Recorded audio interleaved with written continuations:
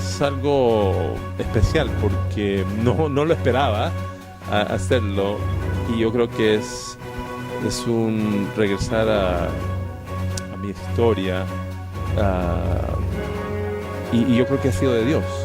Entonces estoy muy agradecido por poder testificar, contar mi vida, y especialmente dando a conocer que el Señor sigue siendo el centro de todo.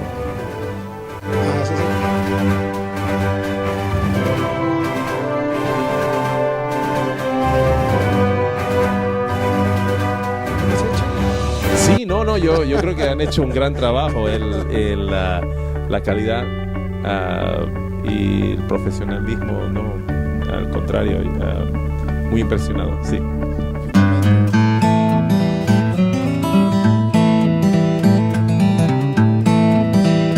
Alumno suyo. Sí, no, aquí sí se ganó el 100.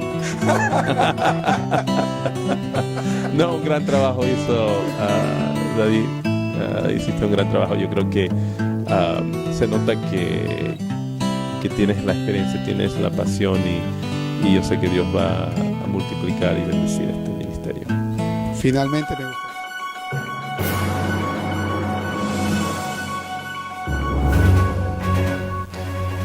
A todos los que nos ven y nos escuchan en este momento, yo sin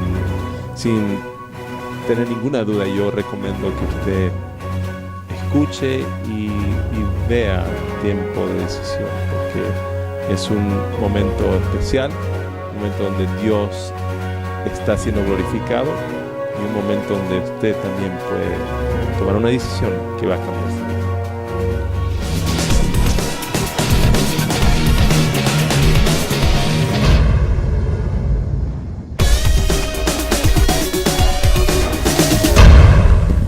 Bienvenidos, aquí les saluda David Bruno para compartir este programa Tiempo de Decisión.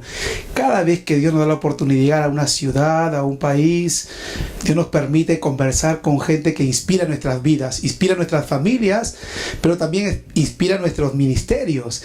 Y este es el caso de la grabación y la transmisión de este programa, porque ha ocurrido algo muy especial, creo yo, en el corazón de Dios, para darnos el privilegio de tener con nosotros a un profesor y a un respetado maestro, el doctor Eloy Nolivos. Así que es una bendición para Tiempo de Decisión, doctor, tenerlo con nosotros y con toda nuestra audiencia internacional. Muchas gracias por este tiempito que nos regala. Amén, es mi placer poder estar con ustedes y compartir este segmento y este tiempo con ustedes.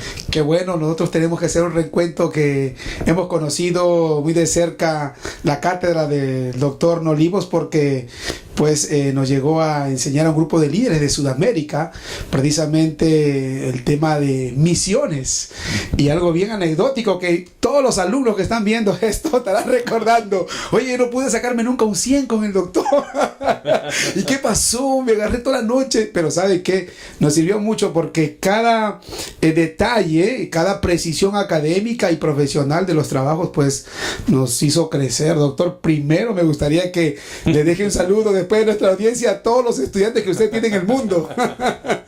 Queridos estudiantes, donde estén, yo creo en ustedes. Adelante, porque sí se puede.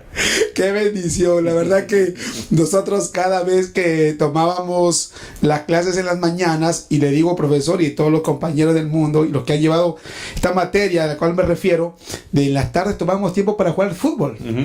Y siempre veníamos ya una semana antes, no se olviden la pelota, vamos a jugar al campo. Pero llegó el doctor Eloy y entonces comenzó nuestra gran tribulación.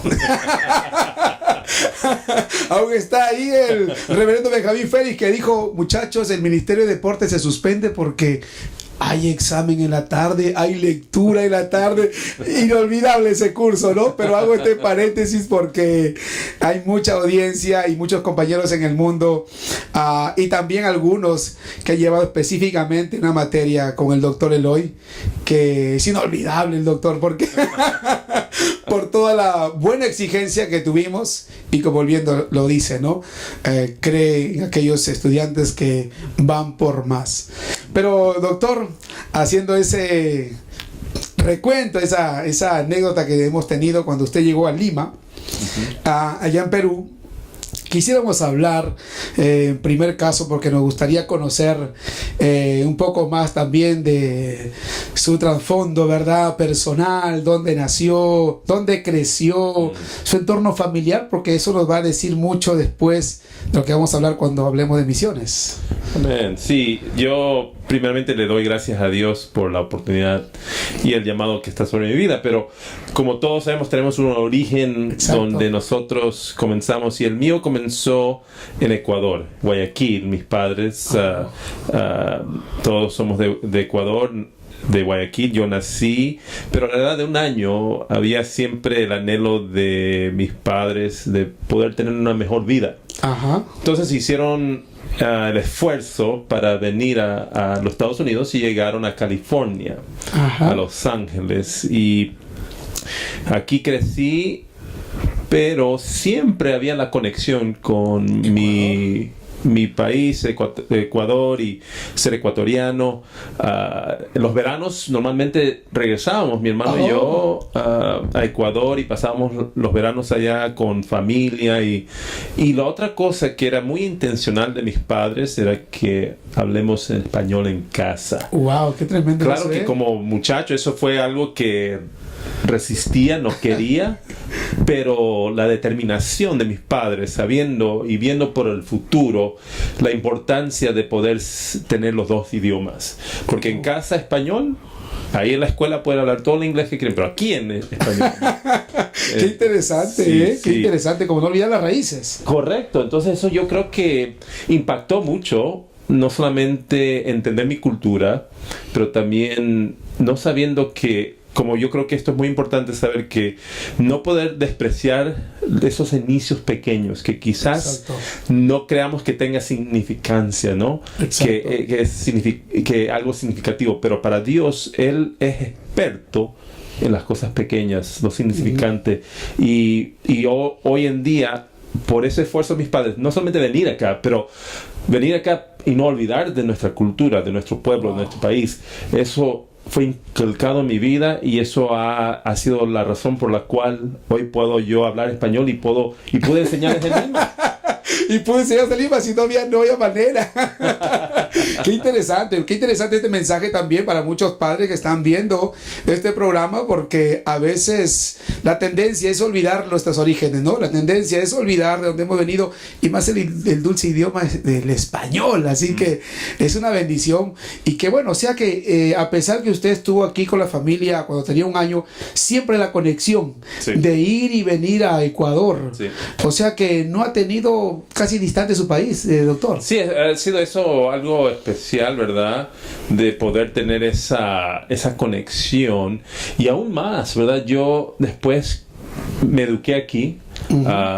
Y parte de esa historia interesante como Dios es, yo nunca me imaginé que iba a regresar a Ecuador a ministrar. ¡Wow! ¡Qué tremendo! Porque ya cuando Dios me llamó al campo misionero, al ministerio, era evangelismo, pero Dios siempre sabe que nos engancha, nos engancha con algo, y eso fue la manera que me enganchó para entrar al ministerio, sin la idea, sin imaginarme que me iba a llevar por el camino de la educación. ¡Wow! ¡Qué tremendo! Pero antes de entrar a esos puntos que son muy relevantes en lo que hoy nuestro profesor realmente desempeña, pero viene una familia numerosa, hermanos, hermanas. Tengo un hermano, es 4 años menor. Este mes cumplimos nuestros cumpleaños, porque los dos, yo cumplo el 4 de febrero, él cumple el 5. O sea, pegadito nomás. Sí, pero son 4 años y 1 día. Ok. Mis padres aún viven. Y Mi mamá también cumple años en febrero. El único que no cumple en febrero es mi papá. Oh. Él cumple en junio. Entonces, fuimos siempre los cuatro. Okay. Entonces, una familia unida, una familia que nuestro inicio a conocer el Evangelio, nosotros como pentecostales, el mover del Espíritu comenzó en el movimiento carismático católico. Entonces, pero de ahí mis padres, yo era pequeño cuando sucedió, fue en los 70, 72, 73, pero Dios les guió entonces y fueron a iglesias pentecostales como la iglesia cuadrangular aquí de Los Ángeles, sí. Y después se fueron a una iglesia independiente pentecostal. Entonces nuestro trasfondo espiritual religioso ha sido a través del mover del Espíritu, sea inicios con el movimiento carismático católico y después en el movimiento pentecostal. ¿Qué edad tenía usted ya, doctor, cuando comenzó ese vivir o esa experiencia cristiana? ¿O ya eran cristianos sus padres? No, yo diría que en mi caso sería entre 7 años, que yo me acuerdo cuando experimentaron el mover del Espíritu en la iglesia católica carismática. Yo aún me acuerdo la iglesia, los grupos pequeños de oración, donde habían... ¿Estamos hablando de Ecuador o aquí? Aquí no, ya está viviendo acá. En Los Ángeles. Sí, en Los Ángeles. La iglesia Santa Luisa en East Los Ángeles, de Los Ángeles. Sí, sí. Entonces, pero me acuerdo. Era algo muy, muy interesante. Y después cuando Dios les guió a mis padres a la iglesia pentecostal, fue tremendo ver el mover del Espíritu también en esa manera. Y obviamente desde pequeño lo que yo puedo decir que nunca pude dudar Dios, que era un Dios sobrenatural, porque las maneras que Él se movió entre nuestra familia, entre nuestras vidas, fue tremendo. Wow, qué experiencia linda, ¿no? Quiero rescatar en este primer punto, con toda nuestra audiencia, el valor de padres para tomar una decisión a favor de toda su familia, ¿no? Capaz una decisión que permitiría darle oportunidades distintas, en este caso a sus hijos, y pues uno de ellos, profesor, que si no hubiera tampoco sido enganchado, ligado a la cultura de su país, pues capaz ni conocería Ecuador, correcto, ni sabría nada de Ecuador. Pero qué bueno, y hay que rescatar eso porque pues nuestra cultura hispana, pues, y nuestras vivencias son únicas, ¿no? Son únicas. Y qué lindo. Entonces, profesor, ¿tiene usted la experiencia familiar con el Espíritu Santo, con la iglesia cristiana, con el mover de Dios? ¿Y cuándo entonces ya comienza una vocación, capaz por el liderazgo, ministerio? ¿Cómo eso comenzó en su corazón, el llamado? Sí, yo creo que eso fue muy interesante porque tuvo también un rol mis padres, mi mamá especialmente. Ella siempre decía: hijo, Dios tiene algo especial en tu vida, Dios te va a usar. Wow. Esas palabras podríamos decir que me espantaron, pero a la vez me marcaron. Entonces, el hecho era que yo esperaba ese día. ¿Cuándo era que me iba? ¿Cuándo va a ocurrir eso? Exacto, ¿no? entonces, pero eso, tener pendiente en la mente de un joven pequeñito, ¿verdad? De 7, 8, 9 años. Entonces yo decía: Señor, entonces, porque yo recibí el bautismo del Espíritu Santo a los 9 y bautizado en agua a los 10 años. Entonces siempre escuchaba eso de mi madre. Entonces, ¿no? Sí, entonces yo decía: entonces, ¿cuándo va a suceder? Pero yo me recuerdo que quizás sería ya tipo de los 18, 17 años, cuando comencé a seriamente decir: Señor, sí, me entrego mi vida completamente, lo que tú quieras que yo haga. Y en ese instante, cuando yo me rendí de completo, sentí que Dios me decía: quiero que prediques. Y yo pensé que iba a hacer evangelismo. En ese momento me recuerdo que me abrió Dios una oportunidad de ir a predicar mi primer sermón en una iglesia. Era una iglesia bautista, ¿verdad? Pero a la vez la oportunidad, por la amistad de mis padres que tenía con este hermano pastor que abrieron esta oportunidad, yo hice todo. Yo me preparé como 20 horas y tuve todas mis notas. Era ahí, el debut de la predicación. Y yo pensaba, aquí voy a aplicar una buena hora. Pasaron 10 minutos y ya terminé el sermón. Eso es lo que pasa, ¿no? Cuando uno está pensando, hoy voy a hablar, no sé, tanto tiempo y después... Sí. Y lo que sucedió de esa experiencia, mis padres, claro, fue algo, les trajo gozo.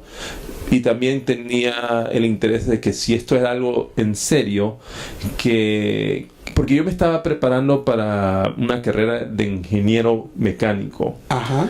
Pero ellos dijeron, quizás, hijo, sería bueno que hables con un hermano que conoce una universidad cristiana, que pueda hacer algo que te interese. Y esa conversación fue lo que me cambió y me marcó porque lo que me dijo este hermano evangelista, que su hija y el esposo de su hija estaban trabajando en esta universidad en Fresno, California, y me dijo, mira, Eloy, me dice, sabes que la buena cosa es que tú tienes un llamado, pero ¿cómo sabes qué tipo de llamado?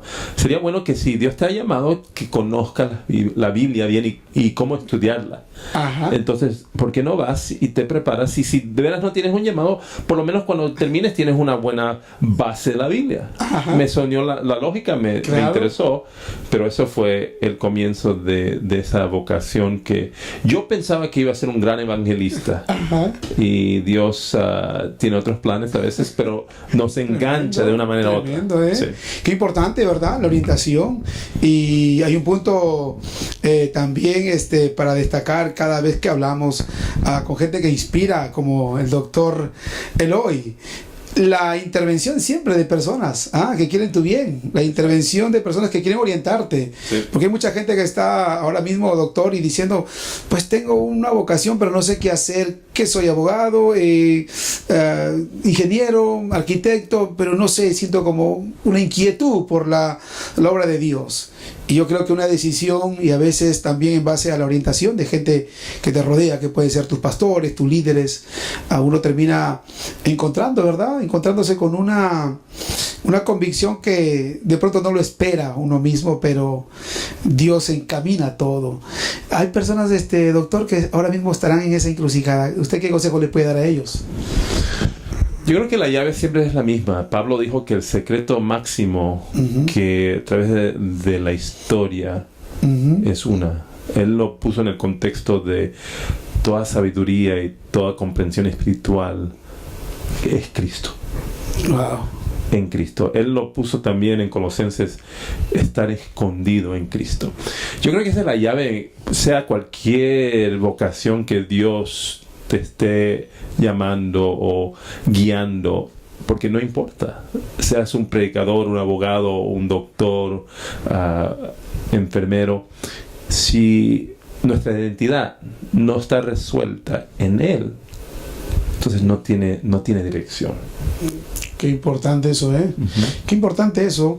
Y qué buena esta reflexión, porque siempre suelo hacer un comentario respecto a muchos jóvenes que, siendo profesionales, a veces se sienten distantes de una relación con Cristo, porque sienten que la vivencia en una iglesia es una, pues en un templo es una, pero fuera ya es otra, no interesa cómo vivas, y se ha a veces desligado ese tipo de vida. Una es la cristiana los domingos y la otra semana pues una vida totalmente distante de Dios. Claro. Entonces hay jóvenes, doctor, que muchas veces dicen, pues yo capaz soy profesional y no siento un lugar o no me siento con un llamado, pero es bueno que como cristianos, bien usted lo ha marcado, debemos tener a Cristo en el corazón en todo lo que hagamos, cualquier profesión que uno tenga, ¿verdad? Exacto. Pero que también de los jóvenes y también de los líderes, porque sí vamos a tocar ya un pequeño temita de los líderes, que a veces somos llamados a incentivar a esos jóvenes que no se encuentran a veces como en ambiente, ¿no?, entre comillas, sí, para responderle a Dios con su profesión. Sí, yo creo que una de las cosas que como líderes, y es algo que yo estoy encontrando, nuestra juventud necesita espacios donde poder ellos poder desarrollarse. Si nosotros en la iglesia no creamos esos espacios, ellos van a buscar los nuestros lugares. Entonces, lo que quería decir a nuestros líderes, pastores, que no se sientan amenazados cuando encuentran a estos jóvenes que tienen capacidades que son wow, uno se queda impresionado, porque estos son nuestros hijos, hijas que van a liderar en el futuro. Y nosotros tenemos un momento clave donde podemos ser parte de esa formación. Exacto. Y si hacemos el espacio para ellos, lo que uno está haciendo es entonces se une a esa formación.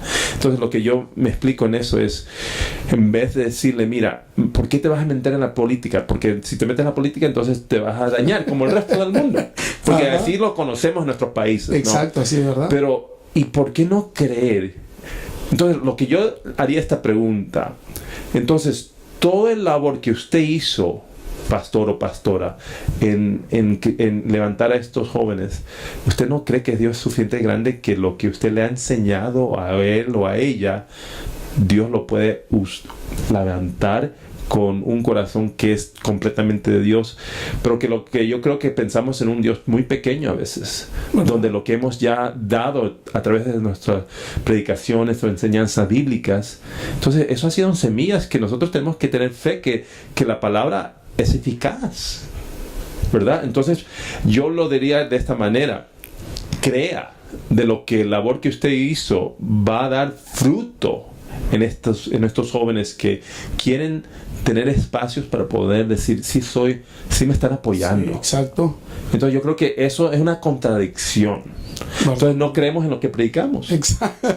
Y sobre todo cuando son gente muchas veces que han crecido en la iglesia. Correcto. Han estado en la escuela dominical, ha habido un esfuerzo de la familia, de los propios líderes y pastores para que sean educados, y a veces Dios los llama, pues no necesariamente al pastorado, pero sí una carrera profesional, o que sean directamente útiles en lo que ellos se prepararon. Entonces cuando hay una distancia de la realidad en la iglesia y lo que ellos pueden hacer, es como que muchos jóvenes se sienten distantes y sin Dios, y creen que hay un Dios solo el domingo, pero el resto de días se sienten, o a veces creyendo que verán a Dios el próximo domingo otra vez, porque en su tarea cotidiana pues no hay la palabra, no hay la intervención de Dios. Y creo que es una buena aclaración, doctor, porque estaba conversando con unos jóvenes de un país ahí de Latinoamérica, y tuve una reunión con algunos de ellos que me comentaban, qué bueno que yo como arquitecto pueda ser involucrado en mi iglesia, pero la verdad a veces se prefiere que una persona solo de buena voluntad sea pues el líder de Proconstrucción, ¿no? Y a veces hay gente de labor social, y hay ahí gente que ha estudiado para eso, y a veces solamente se valora gente de buena voluntad, que es importantísima desde luego, pero cuanto más si hay alguien que se dedicó también Correcto. a servir, sí. a capacitarse, a prepararse para dar un mejor servicio a la comunidad y a la iglesia, ¿no? Entonces es un buen llamado, creo yo, que se puede reflexionar, porque es triste, ¿no?, cuando un profesional se siente distante de su congregación sabiendo que puede hacer mucho. Exacto. Ajá. Sí. Ahora, profesor, sabe que tenemos también mucha gente que está en esta vocación y queda el llamado a ser un estudiante de teología, queda el llamado de dedicarme al ministerio, pero hay muchos miedos. Esta experiencia, ¿qué le puede compartir a todas esas personas? Yo creo que la realidad que la vida siempre hay temor, eso es una realidad. El hecho de que hay temor es que usted es humano.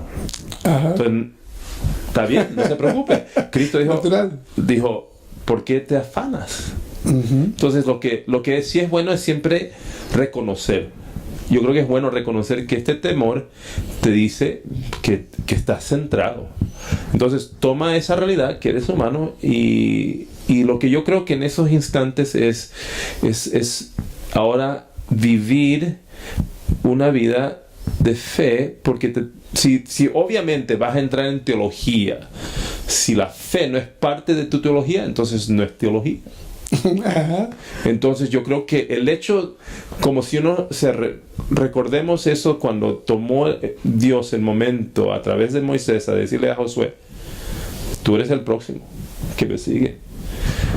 Dios le dijo a Josué 3 veces, no temas, esfuérzate y sé valiente. No le dije no temas, esfuérzate y sé valiente, porque Dios supo que ese cargo que iba a tomar era demasiado más grande que él. Exacto.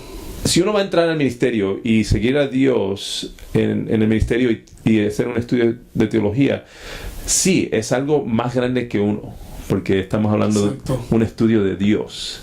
Pero un estudio de Dios que omite la fe no vale, no tiene valor. Entonces lo que yo quiero decir es que entrando a este camino de prepararse para el ministerio, para estudiar teología, también es una praxis de poder decir, Dios, yo confío, porque no sé dónde van a venir los fondos, porque usted conoce, si como estudiante, ¿cómo voy a pagar por esta maestría? Exacto, ¿verdad? Exacto. Entonces, ahí es algo clave.